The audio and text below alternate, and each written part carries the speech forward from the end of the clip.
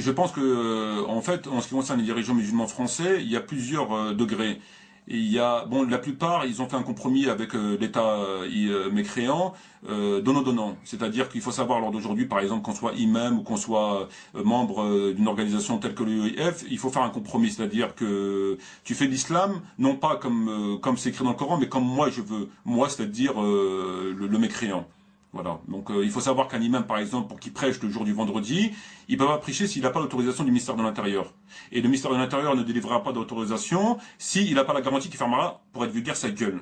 C'est-à-dire qu'il prendra une partie du livre et il taira l'autre partie du livre. Et ça, on sait ce que dit Dieu à travers les gens qui prennent une partie du livre et ils taisent une partie du livre. C'est pourquoi qu'on trouve à l'entrée d'un certain nombre de mosquées, il interdit de faire de la politique dans la mosquée.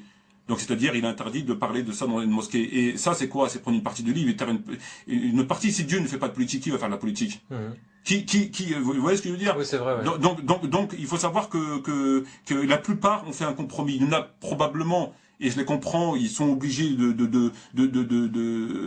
pas dire la vérité, de taire, parce que ils vont être expulsés, etc. On a vu un certain nombre d'exemples d'imams expulsés, etc. Mais vous voyez, donc il y en a peut-être qui le font à contre-cœur. Mais moi je pense que entre mentir à la Oumma le jour du vendredi, par exemple, ou ne rien dire, rester chez moi et toucher le RMI, je préfère rester chez moi et toucher le RMI. Parce qu'il n'y a rien qui puisse justifier aux yeux de Dieu qu'on monte sur un mandbar et qu'on parle pas, qu'on dise pas la vérité. Parce que le jour du vendredi a été institué pour telle raison. Quand Allah Azza wa Jalla dit dans la sourate le vendredi, lorsqu'on vous appelle à l'évocation du jour de Dieu le vendredi, on vous appelle à votre devoir du vendredi, à quoi?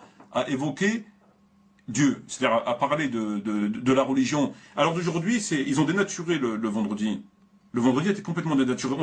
Ils sont déconnectés avec la réalité. C'est-à-dire qu'on leur parle des choses qui sont vraies, du ramadan, de la femme, de l'alcool, c'est des choses qui sont vraies, qui sont dans le Coran, il n'y a pas de problème. Mais le vendredi, c'est pas fait pour ça.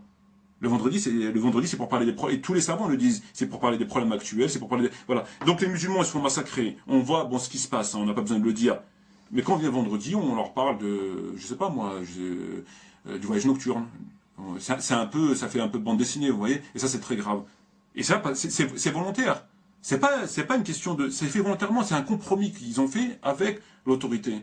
C'est donnant. Donc, est-ce qu'on peut parler encore du vendredi? Quand on sait qu'Othman, il a été bastonné alors qu'il faisait un prêche, parce qu'il commettait à côté de ça des choses pas très bien, et que quand les musulmans ont assisté au prêche d'Othman, ils l'ont bastonné, ils l'ont jeté des pierres, enfin tout ça, parce qu'ils étaient en colère. Comment nous, à l'heure d'aujourd'hui, en tant que musulmans, on peut rester muets face à cette violation caractérisée au livre de Dieu? On voit bien qu'on est en train de nous endormir, on voit bien qu'ils nous emmènent ailleurs, on voit bien c'est du pipeau, tout ça. On voit bien qu'ils ont dénaturé, que vous vous rendez compte, carrément dénaturé la parole de Dieu, mais c'est grave. C'est grave, on se rend compte, mais c'est très grave. Donc pour moi, j'estime que ça, on peut pas appeler ça une Jumu'ah. Et justement, les gens qui viennent pour pointer, parce qu'en réalité, il s'agit de pointer, on vient pour pointer, en disant, moi j'ai fait ma Jumu'ah, j'ai fait ma Darakha, j'ai fait mon devoir. Moi, je pense pas qu'on s'en sortira comme ça. Moi, je pense pas que le jour de la résurrection, on puisse s'en sortir avec de tels arguments. Parce qu'on est obligé d'ordonner le bien et interdire